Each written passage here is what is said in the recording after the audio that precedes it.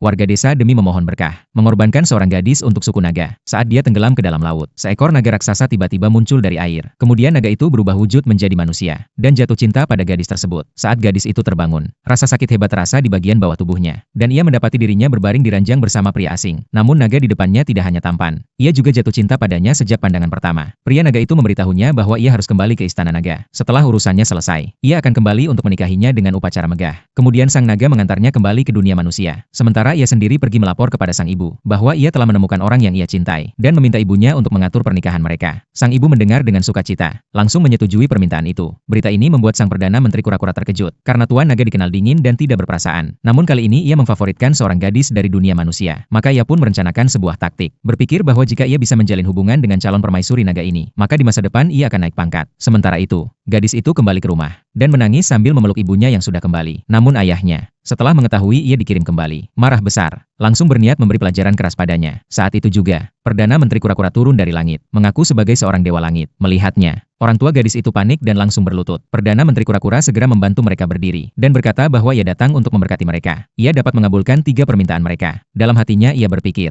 ini adalah rumah dari calon permaisuri naga, harus diperlakukan dengan baik. Ayah gadis itu mendengar dan matanya berbinar. Seumur hidupnya miskin, permintaan pertama adalah ingin makan makanan enak. Begitu Perdana Menteri kura-kura mengibaskan sapu, meja langsung penuh dengan hidangan lezat. Ayah gadis itu makan dengan lahap, dan sangat menikmatinya. Setelah kenyang, ia membuat permintaan kedua, ingin memiliki harta yang tak ada habisnya. Begitu ia mengucapkannya, emas, perak, dan permata muncul di seluruh tempat. Ayah gadis itu memeluk emas dan tersenyum lebar. Perdana Menteri kura-kura melihat itu, pikirannya semakin dekat dengan promosi. Namun ayah gadis itu semakin serakah. Ia segera membuat permintaan ketiga, ingin menjadi raja. Gadis dan ibunya mencoba menasihatinya untuk bersyukur, tapi ia sama sekali tidak mendengarkan. Ia mendorong mereka dengan keras. Melihat itu, Perdana Menteri kura-kura, agar bisa menyenangkan calon permaisuri naga, tidak ragu untuk menghabiskan semua kekuatannya, langsung menjadikan dia sebagai raja. Ayah gadis itu langsung mengenakan jubah raja, dan kedua saudara laki-lakinya yang tidak berguna datang terburu-buru. Ia melambaikan tangan untuk menjadikan salah satu sebagai Perdana Menteri, dan yang lainnya sebagai jenderal besar. Namun ketika istri dan anak perempuannya bertanya apa yang terjadi, ia membalikkan muka dan tidak mengakui mereka, memerintahkan mereka untuk pergi sejauh mungkin. Ia menunjuk 2 selir cantik di sisinya, dan menyatakan ingin memiliki berapapun anak yang diinginkan. Kemudian dengan jijik, ia berencana membuang istri dan anak perempuannya ke danau. Saat ibu dan anak itu ditarik pergi, tiba-tiba gadis itu merasakan sakit perut yang hebat. Kemudian, di bawah tatapan terkejut semua orang, perutnya membengkak dengan cepat, dan akhirnya melahirkan sebuah telur naga raksasa, yang langsung memancarkan cahaya emas. Di Istana Naga, Ibu Naga segera menyadari bahwa seorang anak naga lahir di dunia manusia. Ia segera bergegas menuju Istana Naga untuk memberitahukan putranya. Pada saat yang sama, ayah gadis itu merasa terhina, karena meskipun ia menjadi raja, anaknya melahirkan makhluk aneh. Ia langsung mengumumkan untuk memutuskan hubungan ayah anak dengan gadis itu, dan membuangnya bersama telur naga. Para pejabat besar pun menendang telur itu seperti bola. Namun begitu telur itu pecah,